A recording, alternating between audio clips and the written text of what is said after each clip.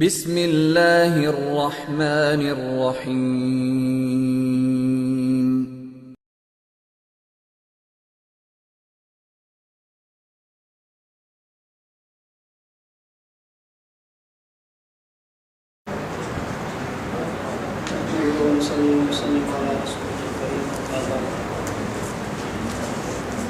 ترتیب کے لحاظ سے آج اس طرح استاد محترم نے اعلان فرمایا تھا، اصل سبق تو استاد محترم مولانا مفتی ابو لبابہ شاہ منصور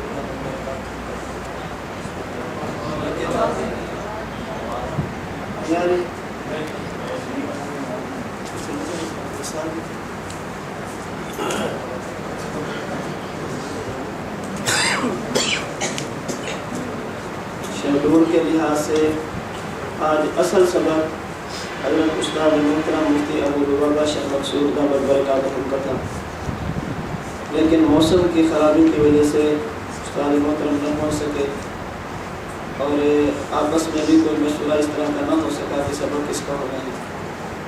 ابھی فون کر کے پتہ چلا کہ سبق 1 بجے 9 بجے تک، اسی وجہ سے آدھ گھنٹہ سبق تاخیر سے شروع ہو۔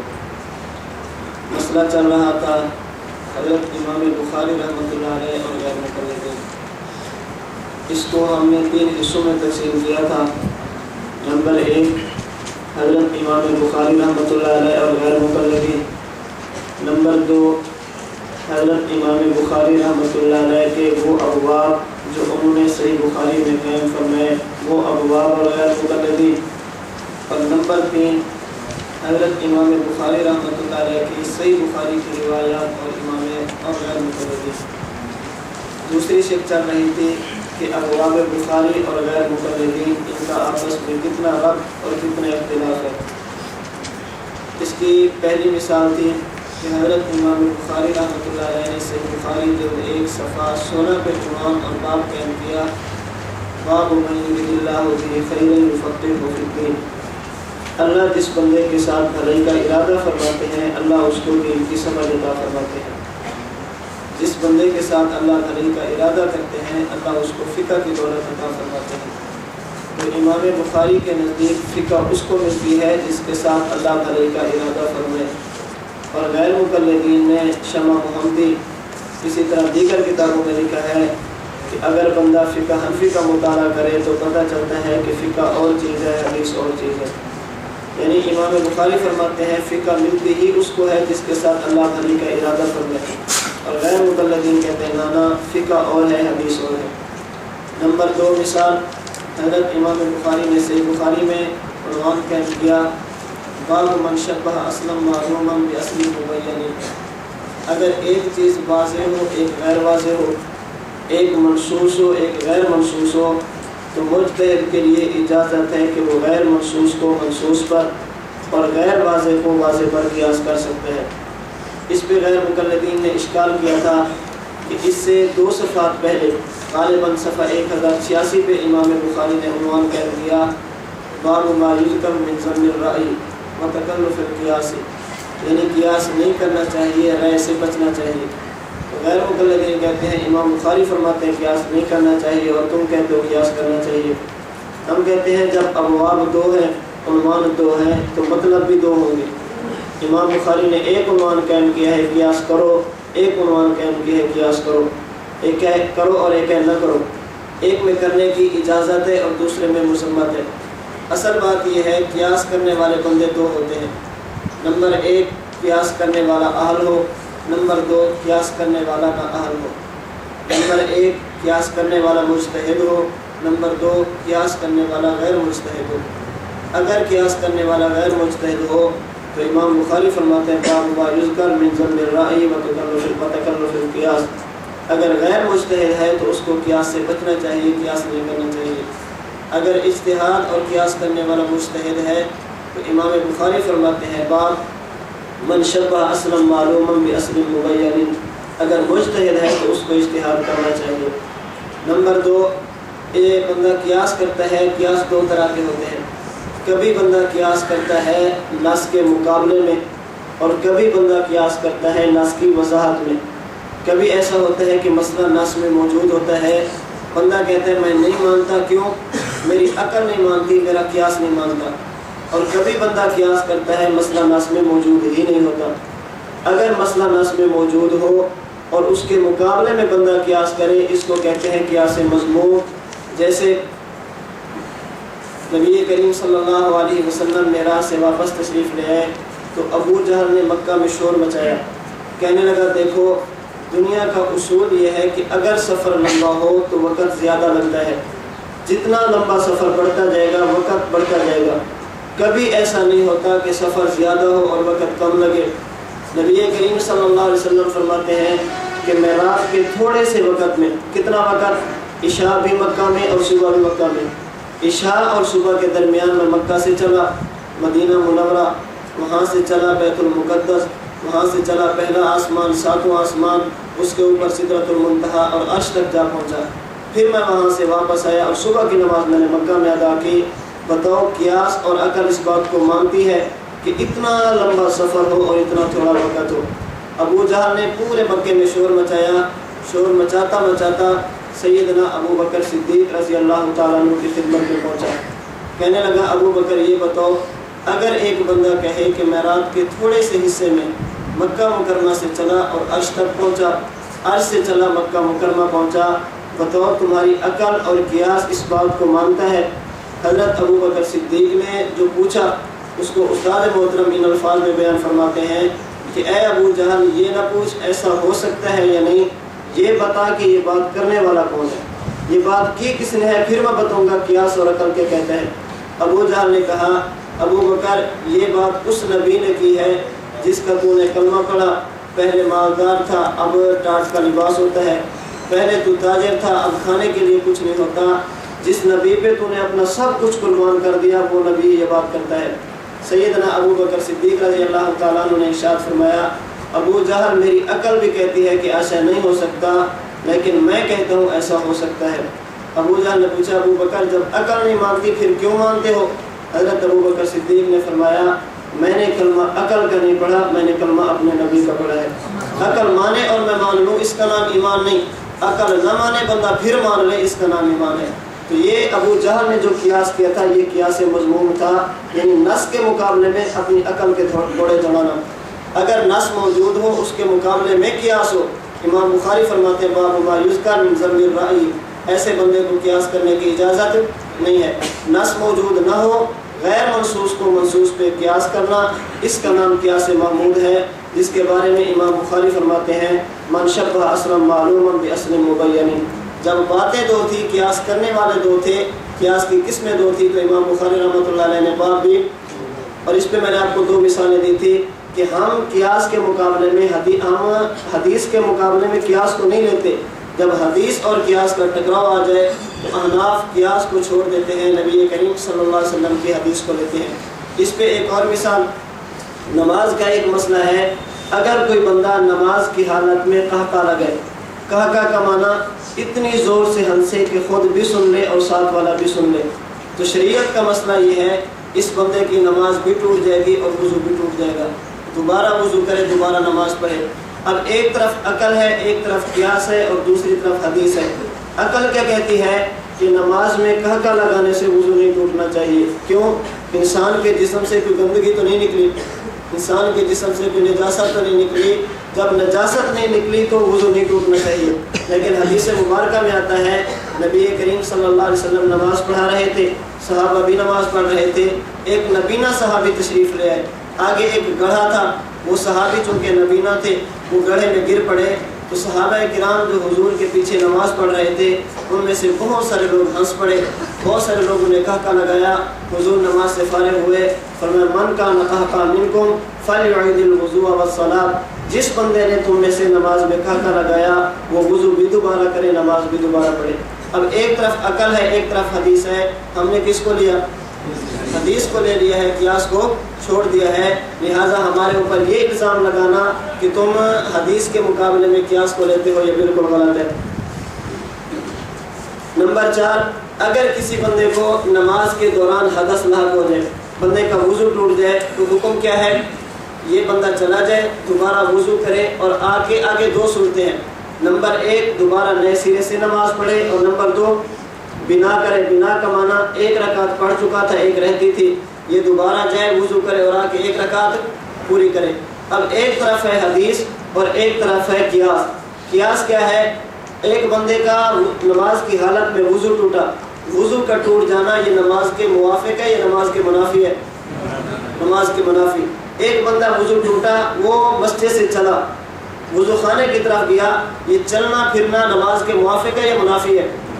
وضو کا ٹوٹنا یہ بھی نماز کے منافی اور چلنا پھرنا یہ بھی نماز کے منافی۔ عقل اور قیاس کہتی ہے کہ یہ بندہ نئے سرے سے نماز پڑھے، اس کے لیے بنا جائز نہ ہو، دوبارہ نماز کو لوٹائے، جتنی پڑھ چکا تھا وہ نماز شمار نہ ہو۔ لیکن ہم کہتے ہیں کہ نہیں، اس کے لیے بنا بھی جائز ہے۔ کیوں؟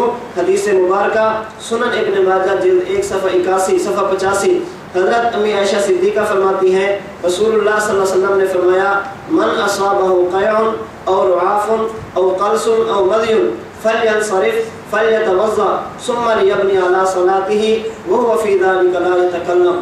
فرمایا کہ اگر کسی بندے کا نماز کی حالت میں وضو ٹوٹ جائے، یہ بندہ چلا جائے، ثم لیبنی علی صلاته، وضو کرے اور آ کے نماز کی بنا کرے۔ شرط یہ ہے وهو فی ذلک لا یتکلم، جب یہ مسجد سے نکلا وضو کرنے کے لیے تو اس طرح کا بات نہ کرے، بنا کرنا جائز ہے۔ اب عقل کہتی ہے کہ بنا کرنا جائز نہ ہو، اس لیے کہ 2 فعل ایسے ہیں جو نماز کے منافی ہیں، وضو کا ٹوٹنا بھی نماز کے منافی اور چلنا پھرنا بھی نماز کے منافی۔ ایک طرف عقل اور قیاس ہے، دوسری طرف حدیث ہے، تو ہم نے عقل کو چھوڑا ہے کس کی وجہ سے؟ حدیث مبارکہ کی وجہ سے۔ لہذا ہمیں یہ کہنا کہ تم قیاس کو لیتے ہو حدیث کو چھوڑتے ہو، یہ وہی اعتراض ہے جو حضرت امام اعظم ابو حنیفہ نعمان بن ثابت رحمۃ اللہ علیہ کے دور میں بھی تھا اور آج بھی تھا۔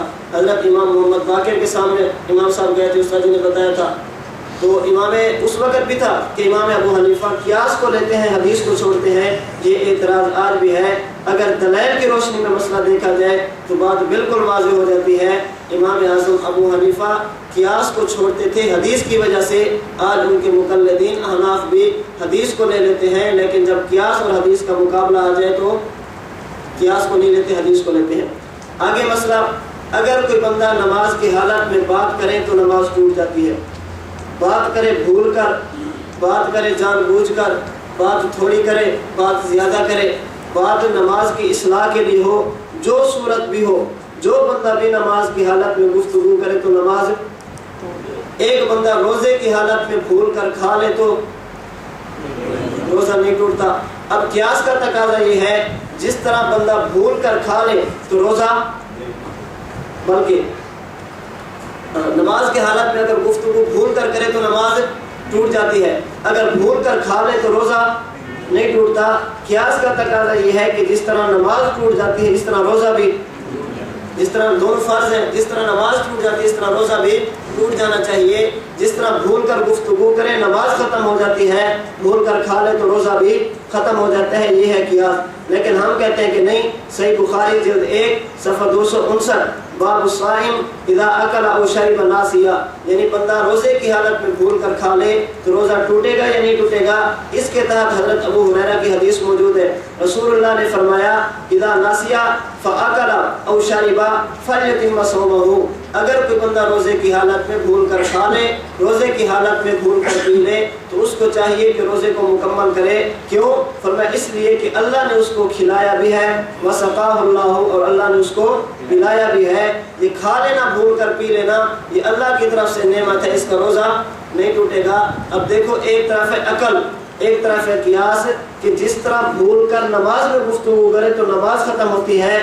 قیاس کا تقاضا یہ ہے کہ بھول کر کھا لے تو روزہ بھی ختم ہو جانا چاہیے، لیکن ہم نے کس کو لیا؟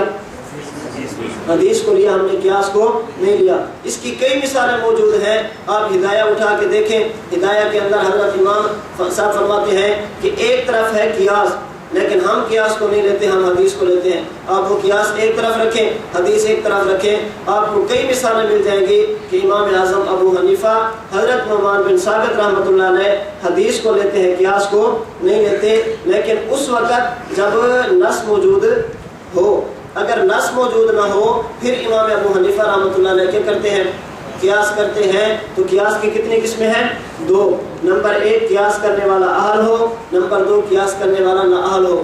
نمبر 1 قیاس وہ ہو جو نص کی وضاحت میں ہو، اور نمبر 2 قیاس کرنے والا وہ ہو قیاس ایسا ہو جو نص کی مخالفت میں ہو۔ قیاس کرنے والا نااہل ہو، غیر مقلد ہو، یہ بھی ناجائز ہے، اور قیاس اگر نص کے مقابلے میں ہو یہ بھی ناجائز ہے۔ قیاس کرنے والا اہل ہو یا قیاس نص کی وضاحت میں ہو، قیاس کرنے والا مجتہد ہو، غیر منصوص کو منصوص پہ قیاس کرے، تو حضرت امام بخاری رحمۃ اللہ علیہ نے اس پہ کیا کیا ہے؟ مستقل باب باندھا ہے۔ من شبہ اصلا معلوما باصل مبین، ایک چیز واضح ہو ایک غیر واضح ہو تو غیر واضح کو واضح پہ قیاس کر سکتا ہے۔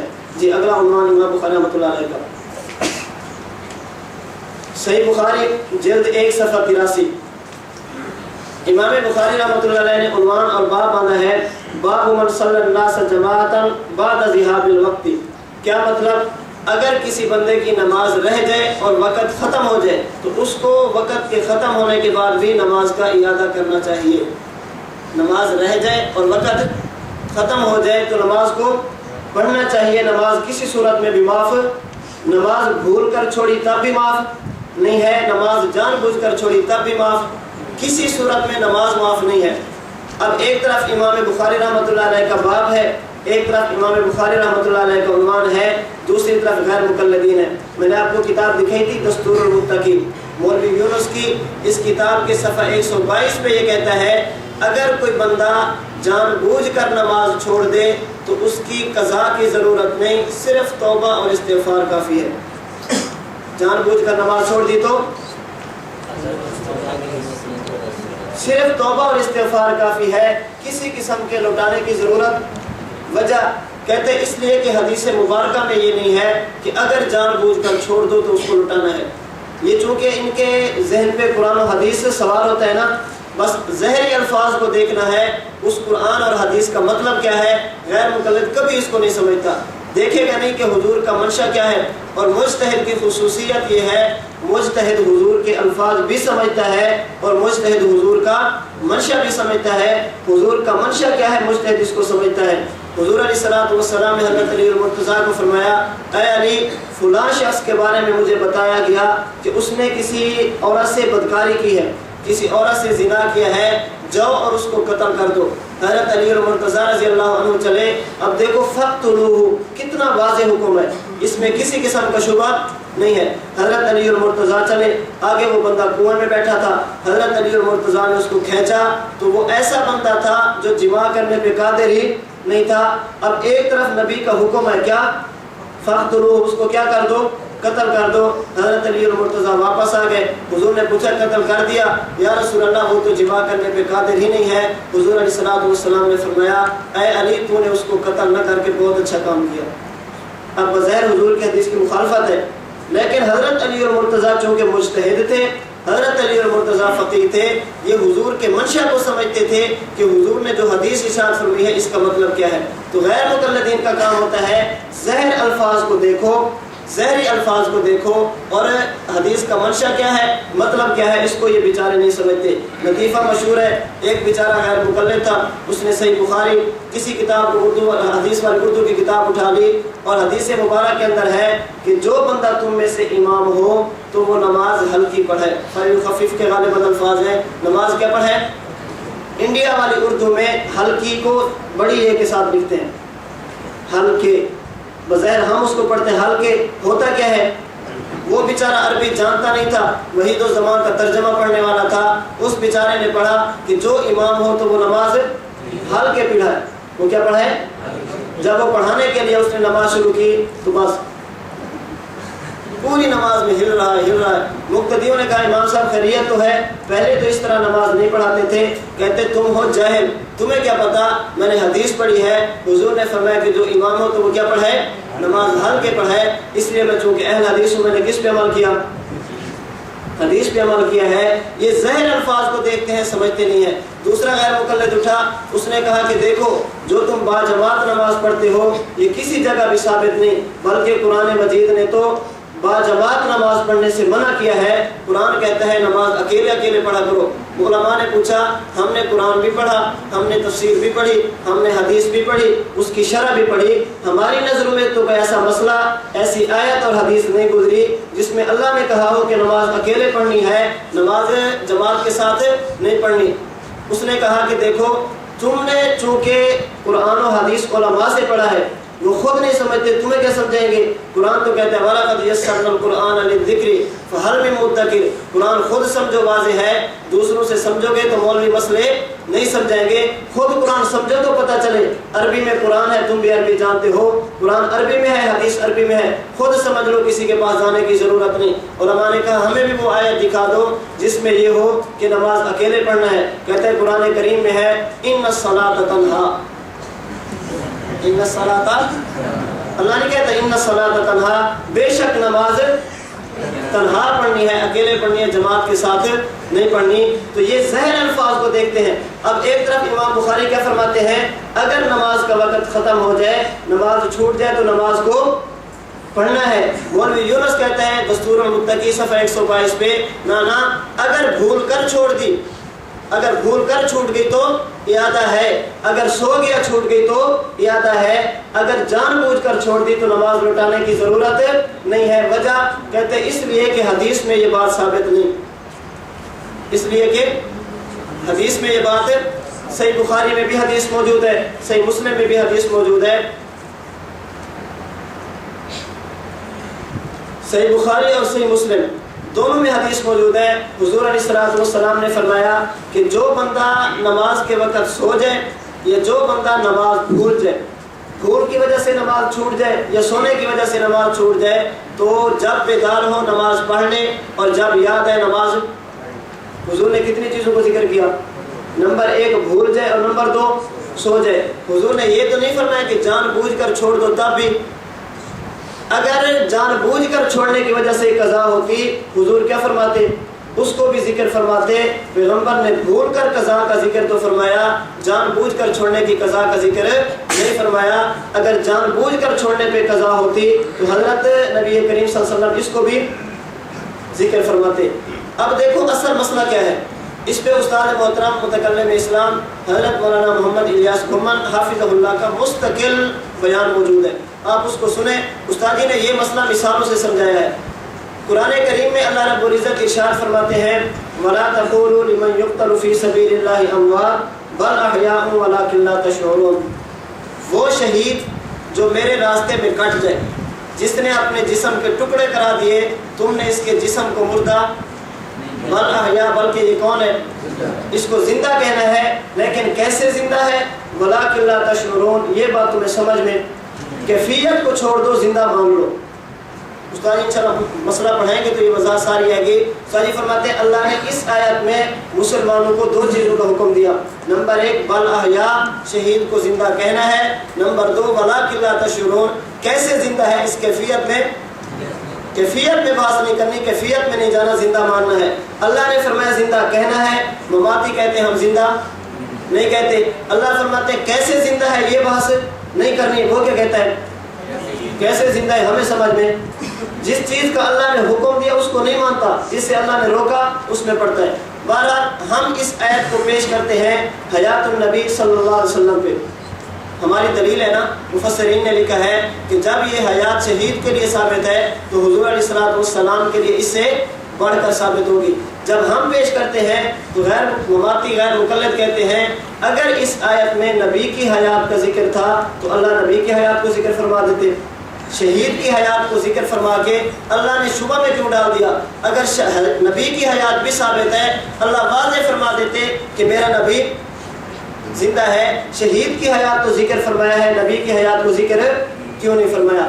شاہی فرماتے ہیں وجہ یہ ہے، قرآن اور حدیث کا اسلوب یہ ہے، اللہ ادنا چیز کو ذکر فرماتے ہیں، اعلیٰ چیز کا ذکر خود بخود سمجھ میں آتا ہے۔ قرآن کریم میں ہے وَقَضَىٰ رَبُّكَ أَلَّا تَعْبُدُوا إِلَّا إِيَّاهُ وَبِالْوَالِدَيْنِ إِحْسَانًا إِمَّا يَبْلُغَنَّ عِندَكَ الْكِبَرَ أَحَدُهُمَا أَوْ كِلَاهُمَا فَلَا تَقُل لَّهُمَا أُفٍّ، اگر والدین بوڑھے ہو جائیں تو ان کو اف، والدین کو جوتے نہیں مارنے، یہ قرآن میں ہے جی، والدین کو گھر سے نہیں نکالنا، یہ قرآن میں ہے، اللہ نے ادنا کو ذکر فرمایا. اگر اللہ یہ فرما دیتے کہ والدین کو مارنا نہیں, والدین کو جوتے نہیں لگانے, گھر سے نہیں نکالنے, تو کوئی مماتی کہہ سکتا تھا کہ اف تو کہہ سکتے ہیں نا.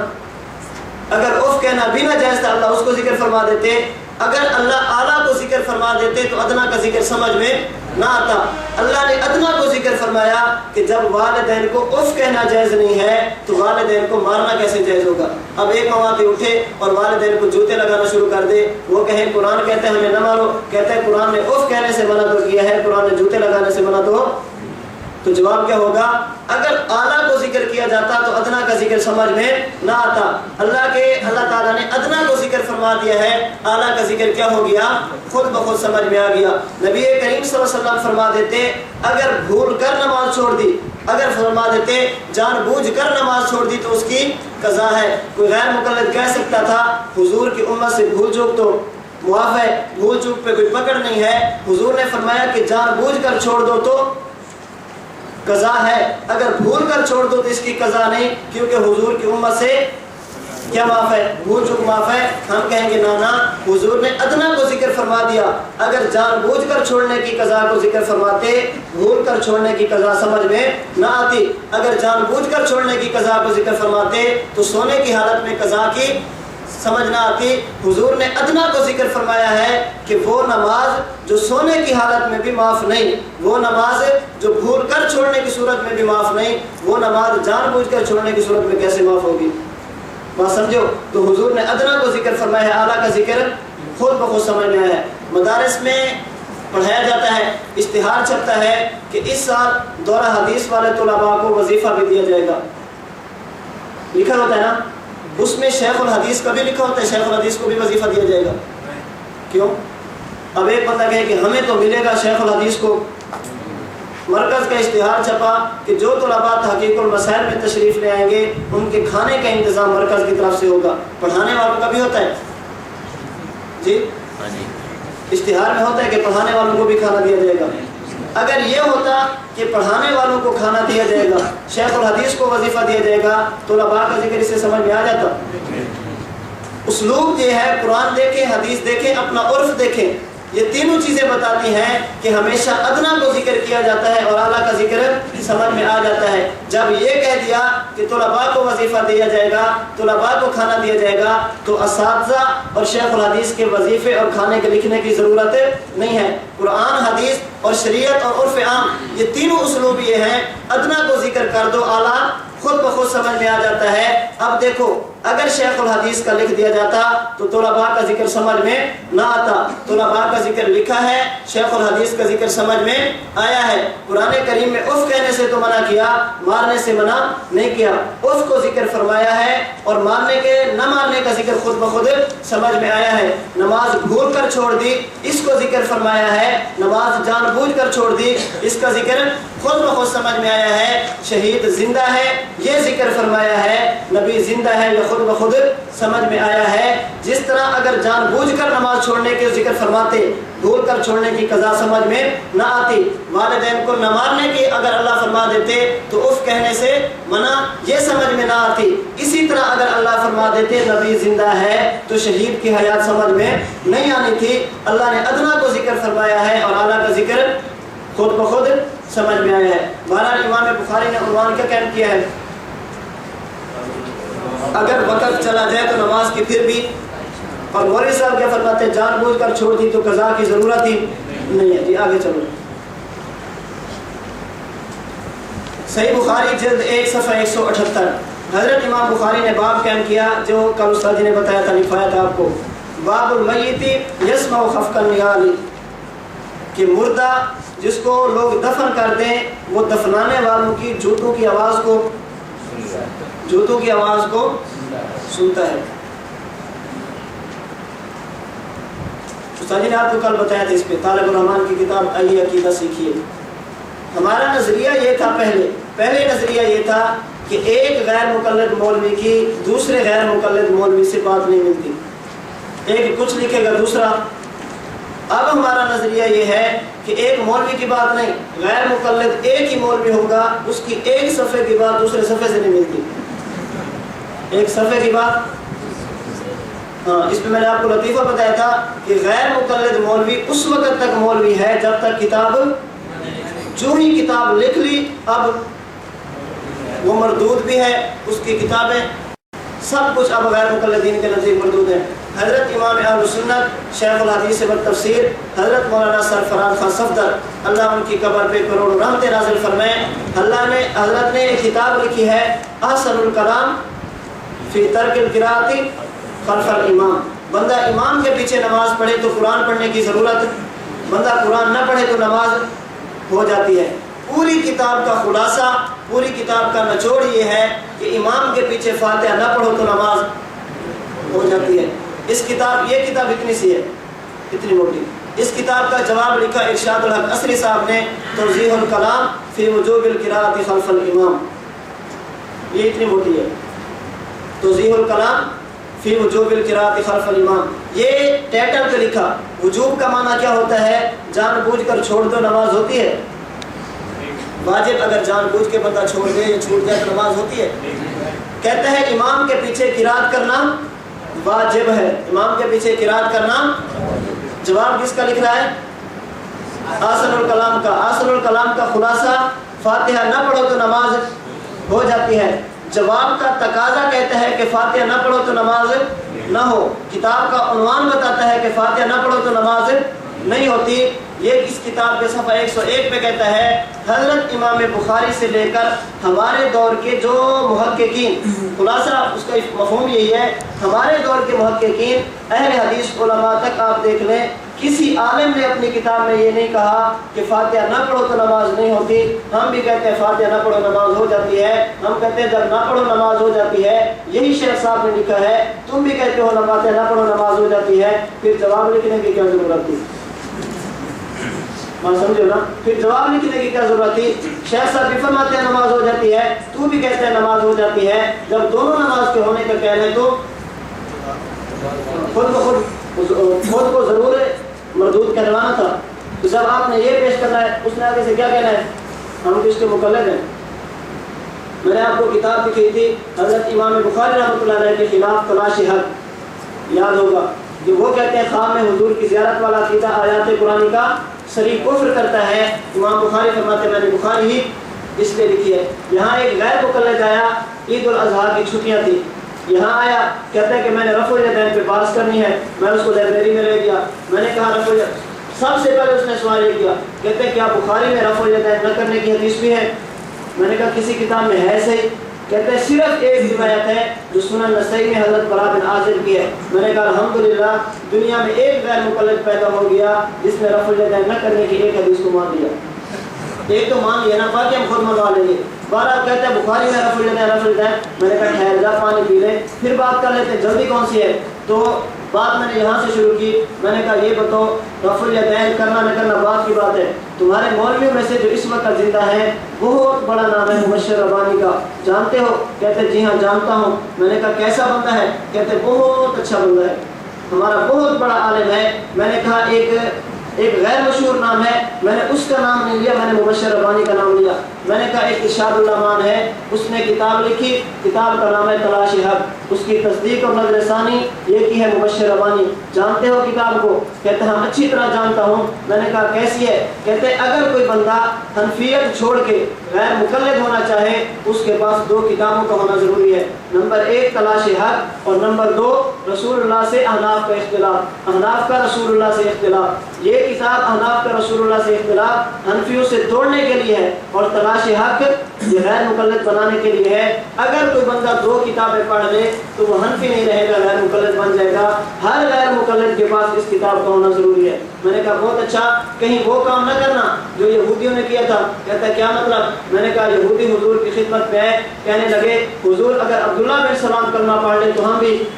حضور نے پوچھا عبداللہ بن سلام کیسا ہے؟ کہتا ہے ہمارا سردار ہے، سردار کا بیٹا ہے، اس کا باپ بھی سب سے بڑا عالم تھا، یہ خود بھی سب سے بڑا عالم ہے۔ حضرت عبداللہ بن سلام نکلے، اشہد ان لا الہ الا اللہ و اشہد ان محمد عبدہ و رسولہ، حضور میں کلمہ پڑھتا ہوں۔ فوراً یہودیوں نے کہا اس کا باپ بھی کمینہ تھا، یہ بھی کمینہ ہے، اس کا باپ بھی جاہل تھا اور یہ خود بھی 1 منٹ کی بات ہے، کہتا مجھے سمجھ نہیں ہے، میں نے کہا ابھی سمجھ آ جائے گی، میں نے تلاش حق اٹھائی، تفسیر الباری اٹھائی، کیونکہ عربی نہیں سمجھتا تھا، تفسیر الباری اٹھائی، تلاش حق اٹھائی، میں نے کہا تلاش حق والا کہتا ہے خواب میں حضور کی زیارت والا عقیدہ آیات قرآنی کا صریح کفر کرتا ہے۔ تفسیر الباری میں نواب وحید الزمان نے مستقل امام بخاری رحمۃ اللہ علیہ کے بخاری لکھنے کی وجوہات کو ذکر کیا، ان میں سے ایک وجہ امام بخاری فرماتے ہیں کہ میں نے بخاری اس لیے لکھی، مجھے خواب میں حضور علیہ السلام کی زیارت ہوئی، ایسے اس نے تلاش کو پھینکا، کہتا میں مبشر ربانی پہ لعنت کرتا ہوں۔ میں نے کہا الحمدللہ، پہلے ہم اکیلے کہتے تھے، آج تو بھی ہمارے۔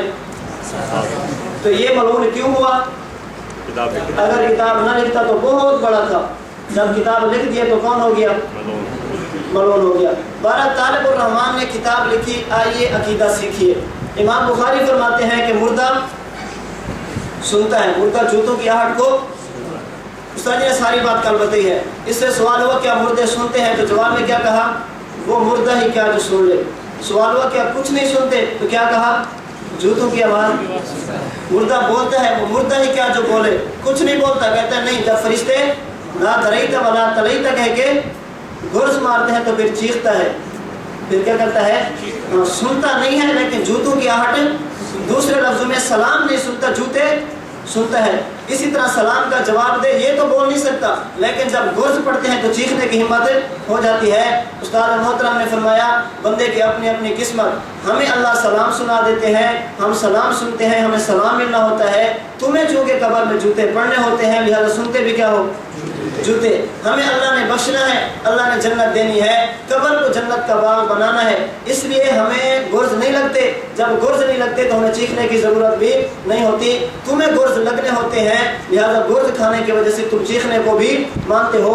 ہم سلام بھی مانتے ہیں، سلام کا جواب بھی مانتے ہیں، تم جوتے بھی مانتے ہو اور چیخنا بھی مانتے ہو۔ جو بندے کو جو چیز ملنی ہوتی ہے، ہر بندہ کیا کرتا ہے؟ اسی کو مانتا ہے۔ بہرحال حضرت امام بخاری رحمۃ اللہ علیہ نے عنوان کیا قائم کیا کہ مردہ جوتوں کی آہٹ کو سنتا ہے، مردہ سنتا ہے، اور یہ کیا کہتا ہے؟ وہ مردہ ہی کیا جو سن لے۔ جی آگے دیکھیں، حضرت امام بخاری رحمۃ اللہ علیہ نے باب قائم کیا ہے، صحیح بخاری جلد 1 جلد 2 صفحہ 791، باب من اجازت طلاق الثلاث، اگر ایک بندہ اپنی بیوی کو 3 طلاقیں دے دے تو کتنی شمار ہوگی؟ 3 شمار ہوگی۔ غیر مقلد کہتے ہیں نہیں، کتنی ہوگی؟ 1 ہی شمار ہوگی۔ سر اس مسئلے پہ پڑھائیں گے، جس طرح سر نے آپ کو فرمایا تھا کہ ایک ہوتا ہے نیم غیر مقلد، ایک ہوتا ہے کامل غیر مقلد، اور ایک ہوتا ہے اکمل غیر مقلد۔ اس مسئلے میں نیم تو نہیں ہے، نیم علیحدہ ہے، لیکن غیر مقلد، کامل، اکمل اور اس سے بھی بڑا جو اکمل سے بھی آگے ہے، اس مسئلہ میں سارے ساتھ ہیں۔ کیا مطلب؟ کتاب کا نام ہے جامع المدارک روافظ کی، اس کتاب میں ہے کہ ایک بندہ ایک مجلس میں 3 طلاقیں دے تو، کتاب کا نام ہے ابانی اللہ روافظ کی، اس کتاب کے اندر ہے بندہ 3 طلاقیں دے تو 1 شمار ہوگی۔ کئی کتابوں کے اندر موجود ہے 3 طلاقیں دو تو 1 شمار ہوگی۔ مرزائیوں کی کتاب ہے بیان القرآن، محمد علی مرزائی، اس نے لکھا کہ ایک مجلس کی 3 طلاقیں 1۔ کتاب کا نام ہے فقہ احمدیہ مرزائیوں کی، اس کتاب میں موجود ہے کہ ایک مجلس کی 3 طلاقیں 2 روافظ کی 2 غیر مقلدین کی۔ آپ کتابیں اٹھا کے دیکھیں، نواب صدیق حسن خان کی التاج المقلل ہے غالباً، اسی طرح فتاوی نظیریہ، اس میں بھی موجود ہے کہ 3 طلاقیں، روافظ سے لے کر غیر مقلدین تک سب کا نظریہ کیا ہے؟ 3 طلاقیں۔ امام بخاری کیا فرماتے ہیں؟ 3 دو تو 3 شمار ہوتی ہیں۔ نمبر آگے باب دیکھیں، جلد 2 صفحہ 926، امام بخاری رحمۃ اللہ علیہ نے عنوان قائم کیا ہے باب الاخذ بالیدین۔ کیا عنوان قائم کیا؟ مسافہ کتنے ہاتھوں سے؟ اور یہ کیا کرتے ہیں؟ 1 ہاتھ سے مسافہ۔ امام بخاری رحمۃ اللہ علیہ فرماتے ہیں مسافہ 2 ہاتھ سے، غیر مقلد کہتے ہیں نانا مسافہ کتنے ہاتھوں سے کرنا ہے؟ 1 ہاتھ سے۔ جب آپ نے اس طرح کے عنوان کے پیش کرنے ہیں نا، کہ امام بخاری فرماتے ہیں 3 طلاقیں 3 ہیں، امام بخاری فرماتے ہیں مسافہ 2 ہاتھ سے ہے، امام بخاری فرماتے ہیں وقت چلا جائے تو نماز کا اعادہ ہے، امام بخاری فرماتے ہیں مردے سنتے ہیں، امام بخاری فرماتے ہیں دین اس سے ملتا ہے جس کو اللہ بھلائی کا ارادہ کرے، امام بخاری فرماتے ہیں کہ اگر غیر محسوس مسئلہ ہو تو اس کو نسب قیاس کر سکتا ہے؟ تو اس نے آگے سے جواب دینا ہے مولوی صاحب ہمارا نام کیا ہے؟ ہم کہیں گے ہمیں تو نہیں پتہ، ہم تو آپ کو دوسرا نام دیتے ہیں، آپ اپنا نام بتا دو۔ کہتے ہیں آپ کو نہیں پتہ، ہمارا نام ہے اہل الحدیث، ہمارا نام اہل باب نہیں، ہمیں حدیث دکھاؤ، حدیث امام بخاری کا باب، ہم اہل حدیث ہیں، ہم اہل باب نہیں ہیں، ہم حدیث والے ہیں، ہم باب والے نہیں ہیں۔ استاد محترم ان سے کئی جگہ پہ مطالبہ کرتے ہیں ہمارا نام ہے اہل سنت والجماعت، ہم اپنا نام حضور سے دکھاتے ہیں، تم اپنا نام اہل حدیث سے دکھاؤ۔ جب نہیں دکھا سکتے، استاد جی کا بیان ہے شیطان اور خناس، مستقل بیان ہے، قرآن کریم میں ہے من شر الوسواس الذی یوسوس فی صدور الناس۔ استاد جی فرماتے ہیں کہ تم میرا شکریہ ادا کرو، میں تمہیں کہتا تھا کہ حدیث سے اپنا نام دکھاؤ، میں نے تمہارا نام قرآن سے تلاش کر لیا ہے، شکریہ ادا کرو، اس پہ فخر کرو کہ ہمارا نام قرآن کریم میں موجود ہے۔ تو انہوں نے آگے سے کیا کہنا ہے؟ ہم اہل حدیث ہیں، اہل باب، ہمیں حدیث دکھاؤ، ہمیں امام بخاری کا باب اور عنوان۔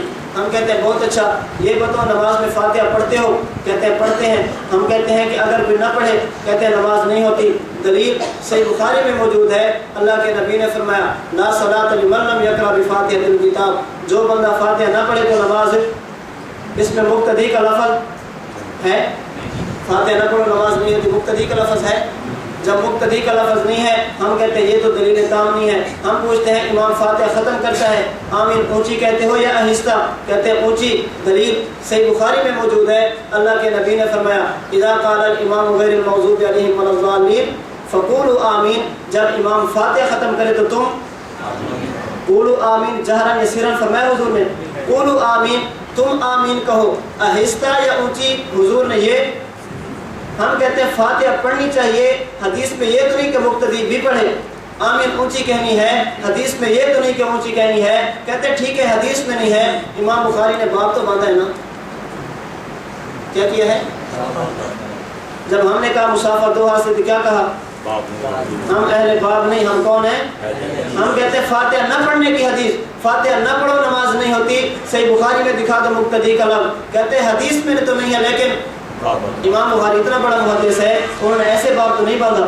آمین اونچی کہنی ہے، حدیث میں نہیں ہے، امام بخاری نے باب تو باندھا ہے۔ ہم کہتے ہیں اگر ہم پیش کریں تو تم اہل حدیث ہوتے ہو، جب اپنی باری آتی ہے تو اہل باب بن جاتے ہو۔ ہم نے پیش کرنا ہے باب الاخذ بالیدین، مسافہ کتنے ہاتھوں سے؟